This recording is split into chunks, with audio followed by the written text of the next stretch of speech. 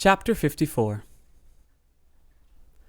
As soon as they were gone, Elizabeth walked out to recover her spirits, or, in other words, to dwell without interruption on those subjects which must deaden them more.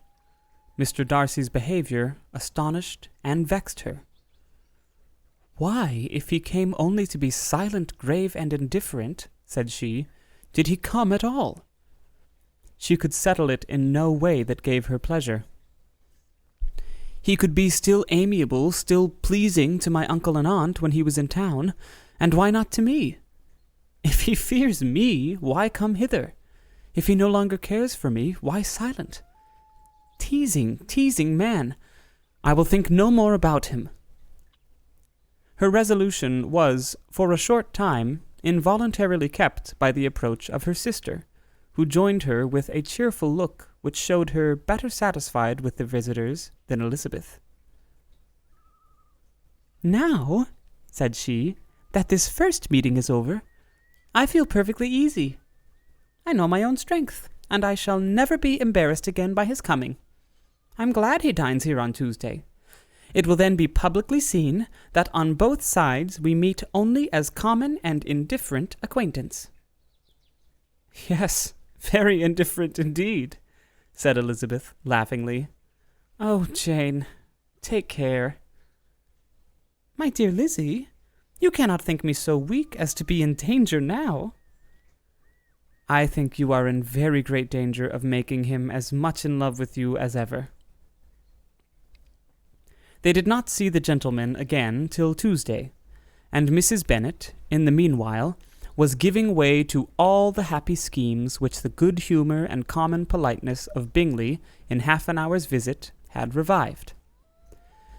On Tuesday there was a large party assembled at Longbourn, and the two who were most anxiously expected, to the credit of their punctuality as sportsmen, were in very good time. When they repaired to the dining-room, Elizabeth eagerly watched to see whether Bingley would take the place which, in all their former parties, had belonged to him by her sister. Her prudent mother, occupied by the same ideas, forbore to invite him to sit by herself. On entering the room, he seemed to hesitate, but Jane happened to look round and happened to smile. It was decided. He placed himself by her. Elizabeth, with a triumphant sensation, looked towards his friend. He bore it with noble indifference, and she would have imagined that Bingley had received his sanction to be happy, had she not seen his eyes likewise turned towards Mr. Darcy with an expression of a half-laughing alarm. His behavior to her sister was such during dinner-time as showed an admiration of her, which, though more guarded than formerly, persuaded Elizabeth that, if left wholly to himself, Jane's happiness and his own would be speedily secured. Though she dared not depend upon the consequence, she yet received pleasure from observing his behavior. It gave her all the animation that her spirits could boast, for she was in no cheerful humour. Mr. Darcy was almost as far from her as the table could divide them. He was on one side of her mother. She knew how little such a situation would give pleasure to either, or make either appear to advantage. She was not near enough to hear any of their discourse, but she could see how seldom they spoke to each other, and how formal and cold was their manner whenever they did. Her mother's ungraciousness made the sense of what they owed him more painful to Elizabeth's mind, and she would, at times, have given anything to be privileged to tell him that his kindness was neither unknown nor unfelt by the whole of the family. She was in hopes that the evening would afford some opportunity of bringing them together, that the whole of the visit would not pass away without enabling them to enter into something more of conversation than the mere ceremonious salutation attending his entrance. Anxious and uneasy, the period which passed in the drawing-room before the gentleman came was wearisome and dull to a degree that almost made her uncivil. She looked forward to their entrance as the point on which all her chance of pleasure for the evening must depend. "If he does not come to me then," said she, "I shall give him up forever." The gentleman came, and she thought he looked as if he would have answered her hopes. But alas, the ladies had crowded round the table where Miss Bennet was making tea, and Elizabeth pouring out the coffee, in so close a confederacy that there was not a single vacancy near her which would admit of a chair. And on the gentleman's approaching, one of the girls moved closer to her than ever, and said, in a whisper, "The men shan't come and part us, I am determined. We want none of them, do we?" Darcy had walked away to another part of the room. She followed him with her eyes, envied everyone to whom he spoke, had scarcely patience enough to help anybody to coffee, and then was enraged against herself for being so silly. "A man who has once been refused. How could I ever be foolish enough to expect a renewal of his love? Is there one among the sex who would not protest against such a weakness as a second proposal to the same woman?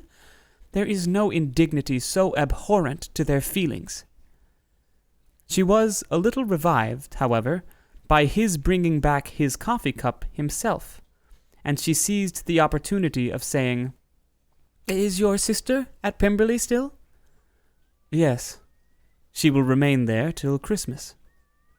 "And quite alone? Have all her friends left her?" "Mrs. Annesley is with her. The others have been gone on to Scarborough these 3 weeks." She could think of nothing more to say, but if he wished to converse with her, he might have better success.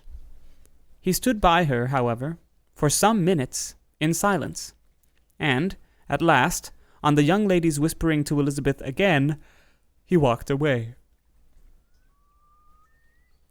When the tea things were removed and the card tables placed, the ladies all arose, and Elizabeth was then hoping to be soon joined by him, when all her views were overthrown by seeing him fall a victim to her mother's rapacity for whist players, and in a few moments after seated with the rest of the party.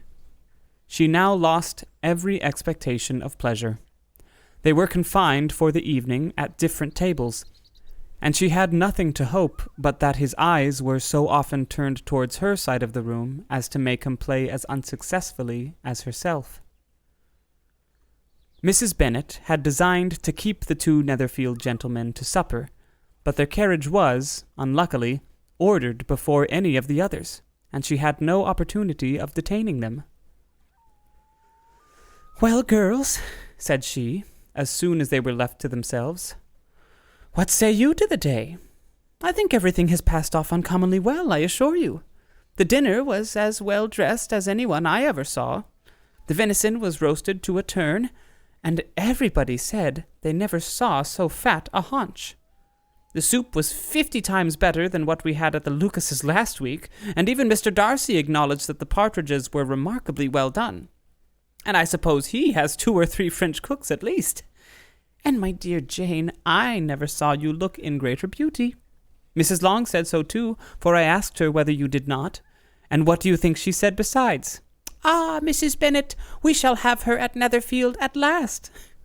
She did, indeed. I do think Mrs. Long is as good a creature as ever lived. And her nieces are very pretty behaved girls, and not at all handsome. I like them prodigiously." Mrs. Bennet, in short, was in very great spirits. She had seen enough of Bingley's behavior to Jane to be convinced that she would get him at last, and her expectations of advantage to her family, when in a happy humor, were so far beyond reason that she was quite disappointed at not seeing him there again the next day to make his proposals. "It has been a very agreeable day," said Miss Bennet to Elizabeth. "The party seemed so well selected, so suitable one with the other. I hope we may often meet again." Elizabeth smiled. "Lizzie, you must not do so. You must not suspect me. It mortifies me. I assure you that I have now learnt to enjoy his conversation as an agreeable and sensible young man without having a wish beyond it. I am perfectly satisfied, from what his manners now are, that he never had any design of engaging my affection. It is only that he is blessed with greater sweetness of address, and a stronger desire of generally pleasing than any other man." "You are very cruel," said her sister. "You will not let me smile, and are provoking me to it every moment." "How hard it is in some cases to be believed, and how impossible in others. But why should you wish to persuade me that I feel more than I acknowledge?" "That is a question which I hardly know how to answer. We all love to instruct, though we can teach only what is not worth knowing. Forgive me, and if you persist in indifference, do not make me your confidant."